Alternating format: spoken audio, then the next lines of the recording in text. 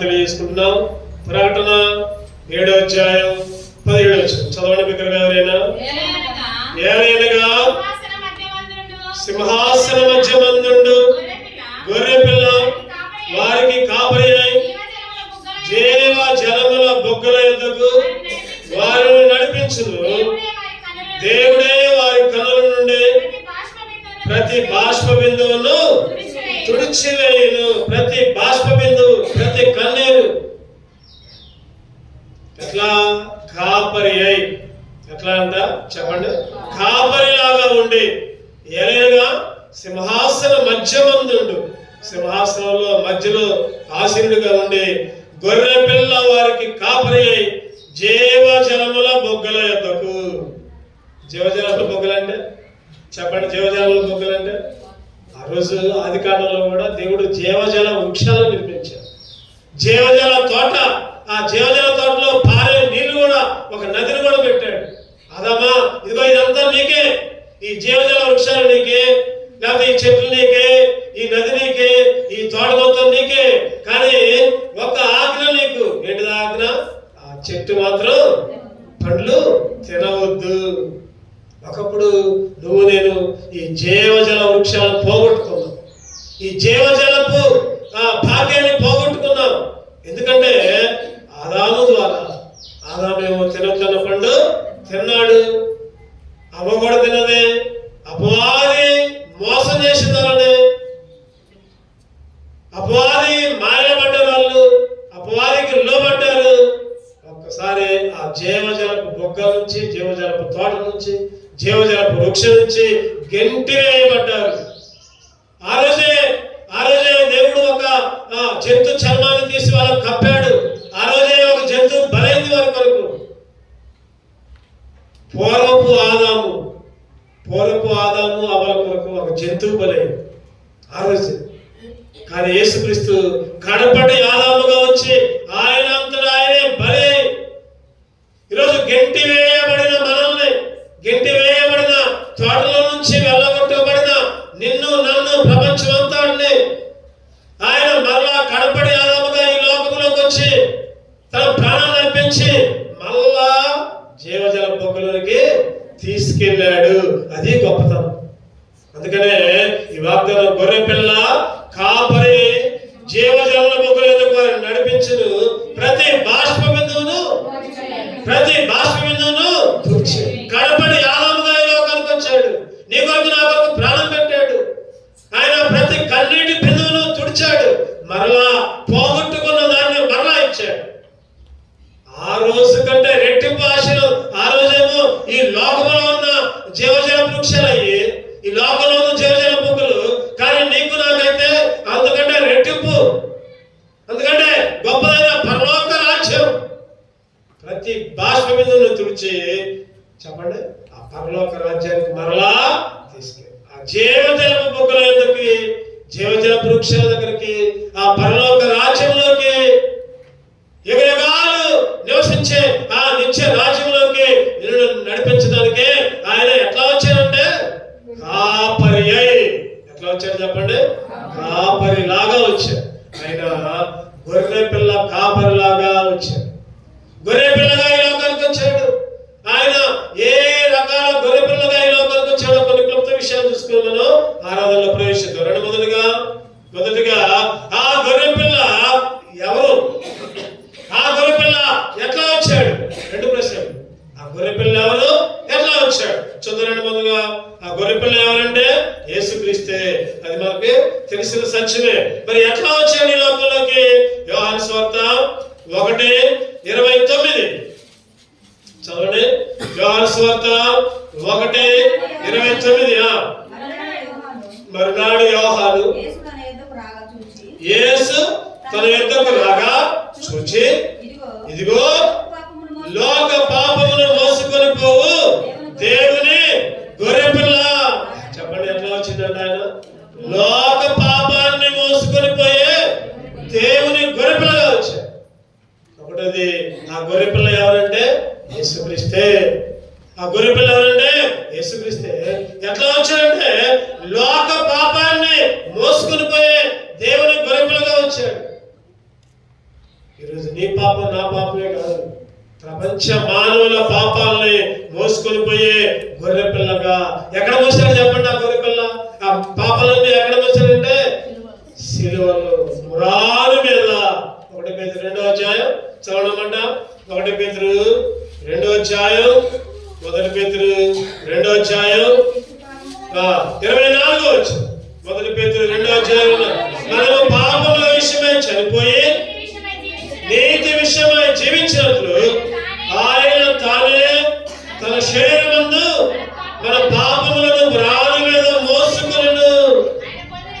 ఆయన పొందిన గాయాల చేత మీరు మన పాపాలను ఎక్కడ మోసారంటే చెప్పండి? రాళ్ళ మీద. ఎక్కడ మోసారంటే రాళ్ళ మీద, సిలువలో. మన పాపాలన్నీ మన పాపముల విషయమై చనిపోయి నీతి విషయమై జీవించినట్లు ఆయన తానే తన శరీరం ముందు మన పాపములను రాళ్ళ మీద ఆయన పొందిన మన పాపం ఆయన పొందిన గాయాల చేత మీరు స్వస్థత. పాపం అనే కుష్టికి స్వస్థత. మన పాపాలన్నీ రాళ్ళ మీద, లోక పాపాలన్నీ, లోక పాప భారమును మోయు దేవదేవుని గొర్రె పిల్ల యేసు. లోక పాప భారమును మోయు దేవదేవుని గొర్రె పిల్ల యేసు. బాలి అయితివి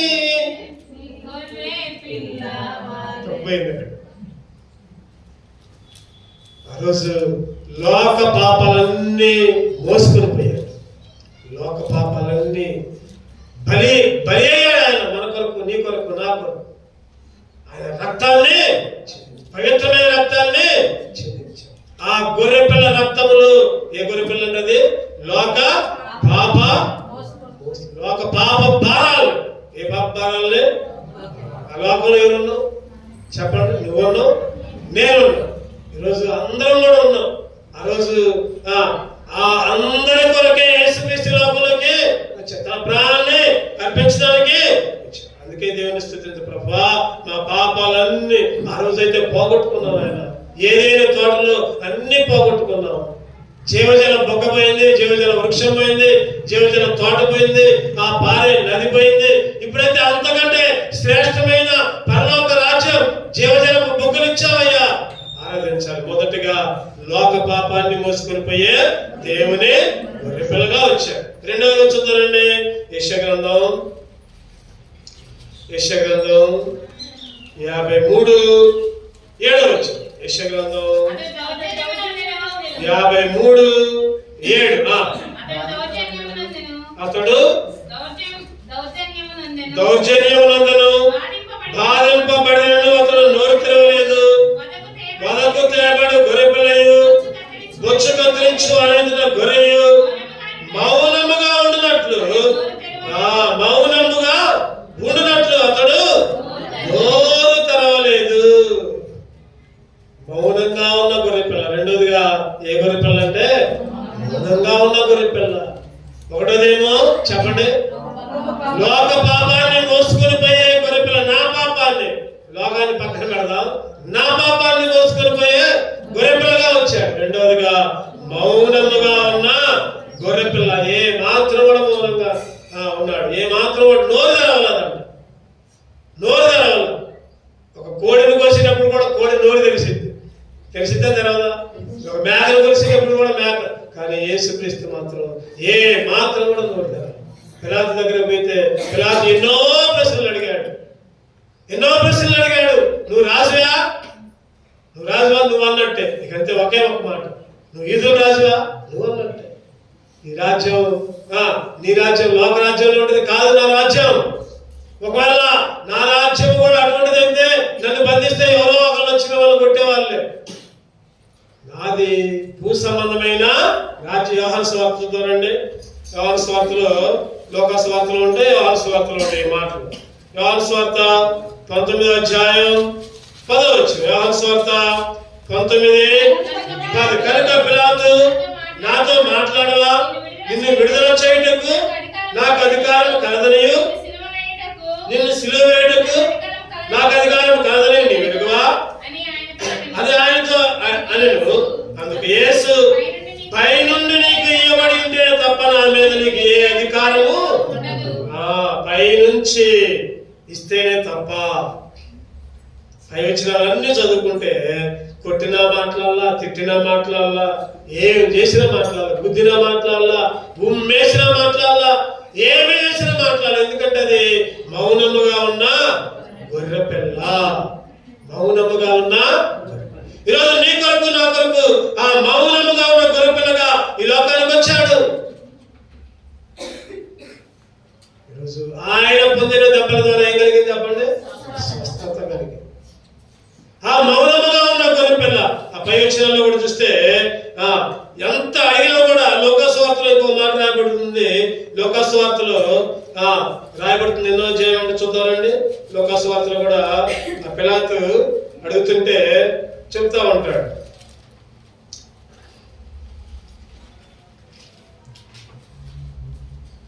హేరోదు దగ్గరికి వాళ్ళందరూ అంటే కేకలు వేశారంట. ఏమని? సిలువే సిలువే సిలువే అని కేకలు వేశారు. 23వ అధ్యాయం ఎన్నో వచనం చూద్దారండి. 21వ వచనం, వారు వీరిని సిలువేయము సిలువేయమని కేకలే గెలిచినాయి అంట. పిలాతు అన్నాడు, హేరోదు అన్నాడు, నాకేం తప్పలేదా, మీకేం తప్పు కనపడుతుంది?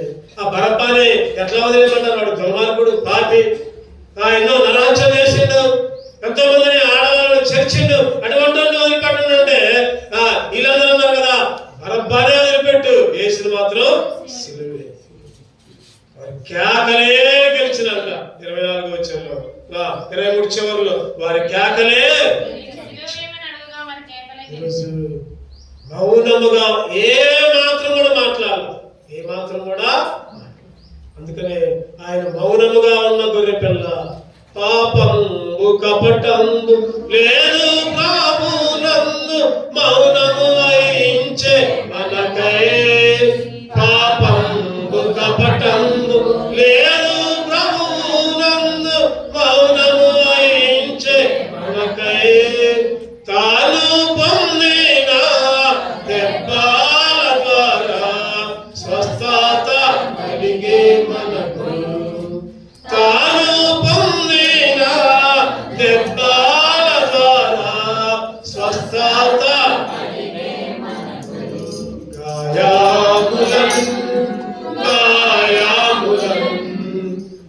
కొరకై పొందేను క్రీస్తు. నీ కొరకు నా కొరకు గాయాలు పొంది మౌనం వహించి ఏ మాత్రం కూడా నోరు తెరవకుండా కాపరిలాగా ఉండి ఎక్కడికి తీసుకెళ్ళడానికి వచ్చింది ఆ గొర్రె పిల్ల అంటే? జీవజలపు బొగ్గల దగ్గరికి. జీవజలపు బొగ్గల దగ్గరికి, పరలోక రాజ్యంలోకి. ప్రతి కన్నీరు, ప్రతి భాష బిందువు, ప్రతి ఏడుపు కూడా తీసివేశారు. మూడోది వచ్చిందండి ఇర్మియా 11:19. ఇర్మియా గ్రంథం ఇర్మియా 11:19. అయితే నేను వదకు తేబడుచుండు మనము అయితే నేను వదకు తేబడుచుండు సాధువైన గొర్రెపిల్ల. ఏ గొర్రెపిల్ల? సాధువైన. సాధువు. సాధువు అంటే ఏంటి? సాధువు అంటే అసలు ఏమాత్రం కూడా తలకాయ. సాధు జంతువులు ఉంటాయి, ఎవరికి అపాయం చేయవు, ఎవరికి కీడు చేయవు. వాటి మీదకైనా శిక్ష తెచ్చుకుంటే కానీ ఎవరిని కూడా పల్లెత్తి మాటలు. సాధు జంతువు. ఇక్కడ చూస్తే సాధువైన గొర్రె పిల్ల, తగ్గించుకున్న గొర్రె పిల్ల, లోబడ్డ గొర్రె పిల్ల, వినయము కలిగిన గొర్రె పిల్ల, దీన మనస్సు కలిగిన గొర్రె పిల్ల, సాత్వికమైన గొర్రె పిల్ల. మత్తయి 11:29 మాట చూద్దారండి. మత్తయి సువార్త 11:29 చదవండి. నేను సాత్వికుడును, దేన మనస్సు గలవాడును కనుక మీ మీద నా కాడి ఎత్తుకుని నా యొక్క నేర్చుకుని అప్పుడు మీ ప్రాణములకు విశ్రాంతి. సాత్వికుడు, ఆయన సాత్వికుడిగా వచ్చాడు లోకంలోకి. ఇంకా దేన మనస్సు కలిగిన వాడు.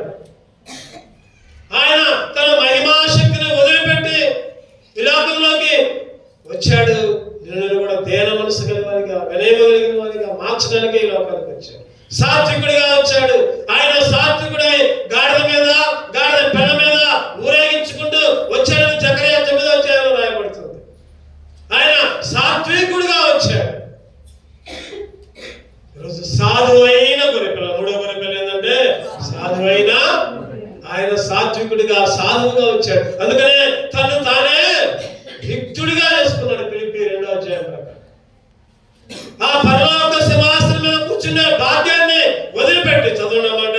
ఫిలిప్పీ 2:7 ఫిలిప్పీ 2వ అధ్యాయం 7వ వచనం. మనుషుల పోలికగా పుట్టి దాసుని స్వరూపమును ధరించుకుని తను తానే రిక్తులుగా చేసుకును.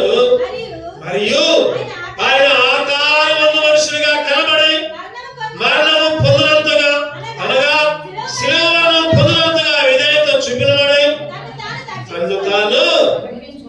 అది గొప్ప సాధు అంటే తగ్గించుకోవడం. తాను తగ్గించుకున్నవాడు చెప్పండి ఏం చేస్తాడు? తగ్గించుకుంటే హెచ్చించబడతాం. ఈరోజు మనల్ని మనం తగ్గించుకుంటే హెచ్చించబడతాం.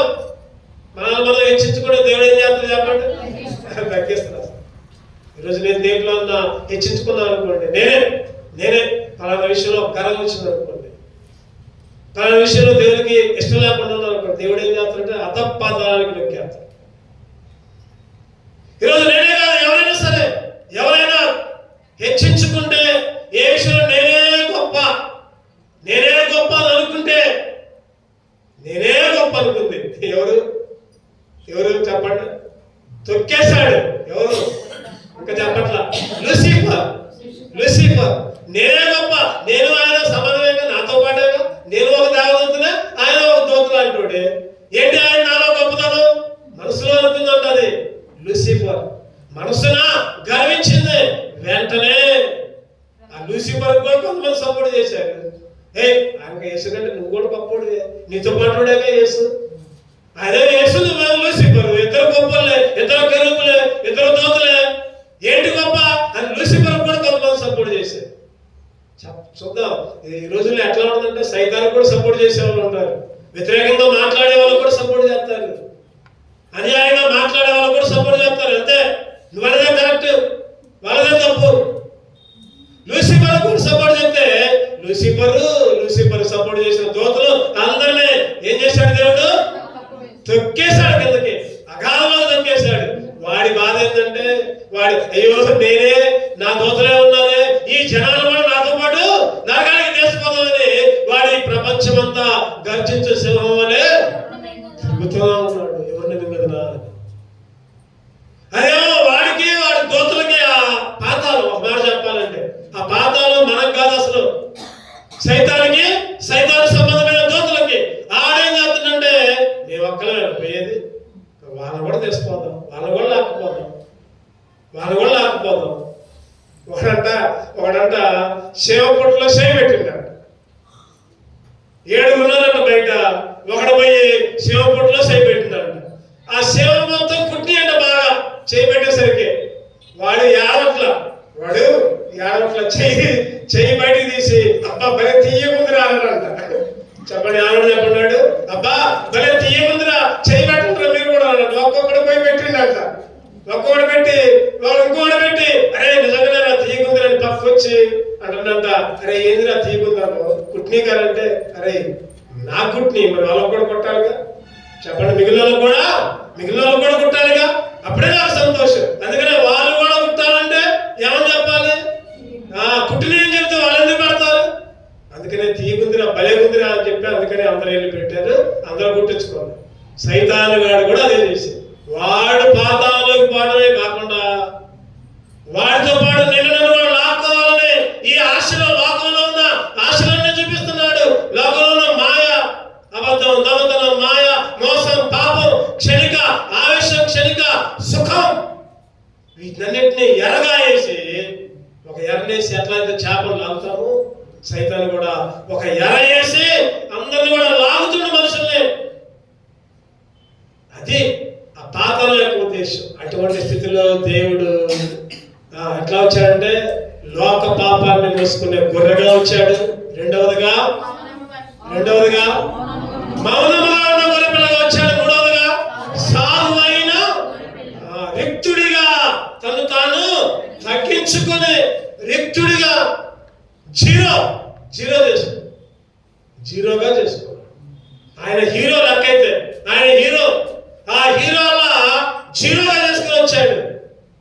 ఈ రోజు మనందరం కూడా జీరోలు, కానీ మనం ఏం చేస్తామంటే హీరోల్లాగా కాళ్ళలాగా వేస్తాం. హీరోలు సినిమాల్లో వరకే, సినిమాల్లో హీరోయిన్ అని చెప్తారు, 100 మందిని కొడతారు, లేకపోతే ఫైట్లు చేస్తారు, ఏం చేస్తారు, బయటకు వస్తే వాళ్ళే రక్షించుకోలేరు, వాళ్ళకి ఎస్కార్ట్లు అన్ని కావాలి, భద్రత కావాలి.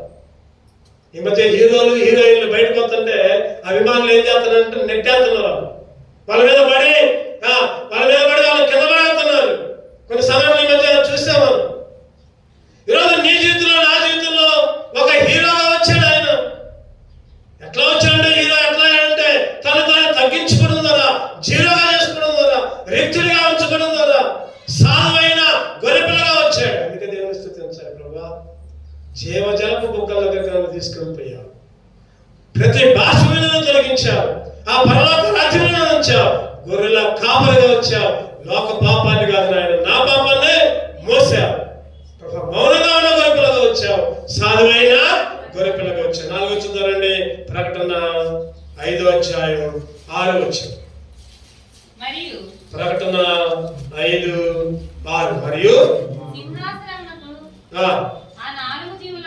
మరియు సింహాసనమునకును ఆ 4 జీవులకును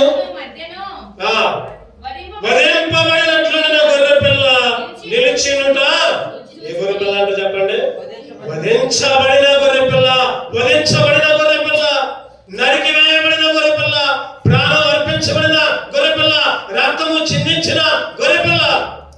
అందుకనే 9-10 వచనం, ఆ పెద్దలు నీవు ఆ గ్రంథమును తీసుకుని దాని ముద్రలు ఇప్పుడకు యోగ్యుడు, నీవు వధింపబడిన వాడవై నీ రక్తం ఇచ్చి ప్రతి వంశంలోనూ, ఆయా భాషలు మాట్లాడే వారిలోనూ, ప్రతి ప్రజలోనూ, ప్రతి జనంలోనూ దేవుని కొరకు మనుషులను కొని ఆ దేవునికి వారిని ఒక రాజ్యముగాను యాజకులుగాను చేసిన. అందుకనే పూర్వకులు కొత్త పాట,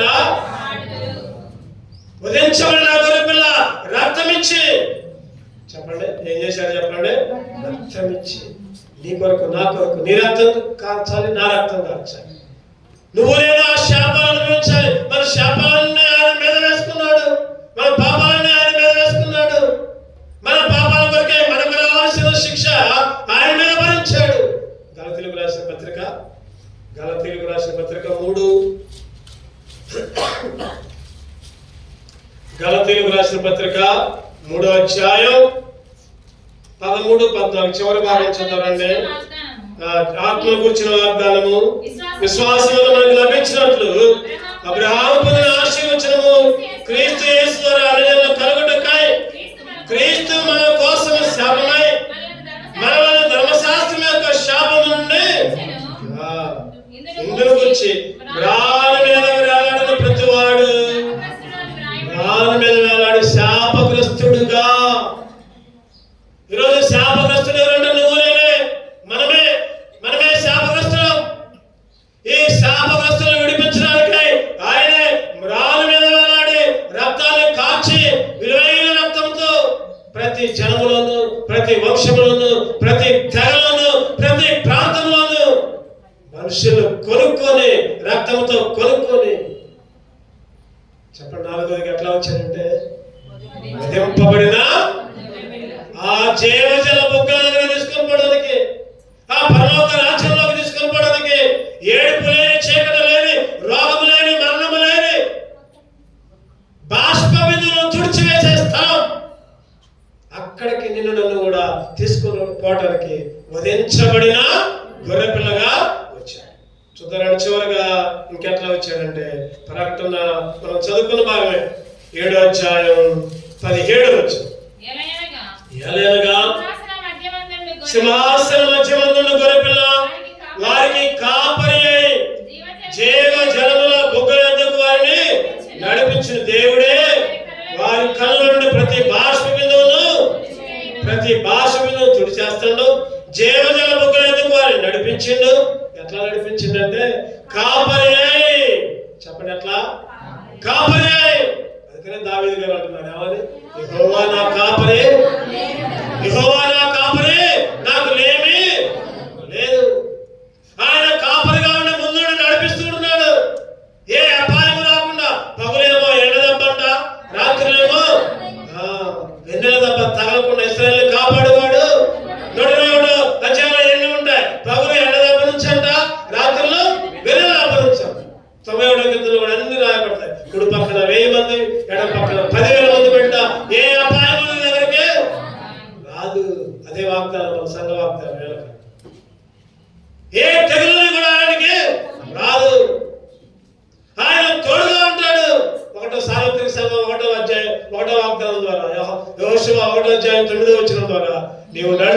మార్గమంతట్లో నీ దేవుడైన యెహోవా నీకు తోడై ఉండి కాపరిగా ఉండి, ఆయన గొర్రెల గొప్ప కాపరి.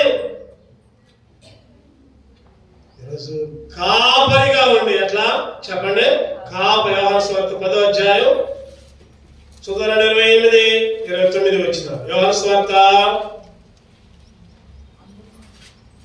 10వ అధ్యాయం 29 వచ్చిన చదువుకున్నాం. 29 యోహాను సువార్త 10:29 వాటిని నాకు ఇచ్చిన నా తండ్రి అందరికంటే గొప్పవాడు, కనుక నా తండ్రి చేతుల నుండి ఎవడును వాటిని అపహరించలేదు. ఏంటిని 26-27లో ఉంటాయి. అయితే మీరు నా గొర్రెల్లో చేరిన వారు కాదు కనుక మీరు నమ్మరు. నా గొర్రెలు నా సౌమ్యులను, నేను వాటిని ఎరుగుదును, అవి నన్ను వెంబడించు. నా గొర్రెలు నా సౌమ్యులు, గొర్రెల గొప్ప కాపరిలాగా. ఐదవదిగా మన దేవుడి యొక్క లక్షణాలు, ఆ గొర్రె పిల్ల యొక్క లక్షణాలు, ఆ కాపరి యొక్క లక్షణాలు చెప్పండి. ఒకటోది ఎటువంటి గొర్రె పిల్ల? లోక పాపాలను మోసుకొని పోయే దేవుని గొర్రె పిల్లగా వచ్చి మన పాపాలన్నీ కడిగాడు. రెండవది మౌనముగా ఉన్న గొర్రె పిల్లగా ఈ లోకంలో వచ్చి మన శిక్ష అంతా ఆయన మీదనే వేసుకున్నాడు. మూడవది సాధువైన గొర్రె పిల్లగా తగ్గించుకునే రిక్తుడిగా ఈ లోకంలోకి వచ్చి నిన్ను కూడా హెచ్చించాడు.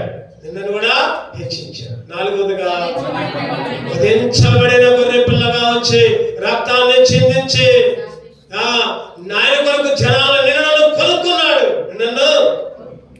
ఐదవదిగా గొర్రెల గొప్ప కాపరిగా వచ్చి ప్రతి బాష్ప బిందువును తుడిచాడు, జీవజల బొక్కల దగ్గరికి.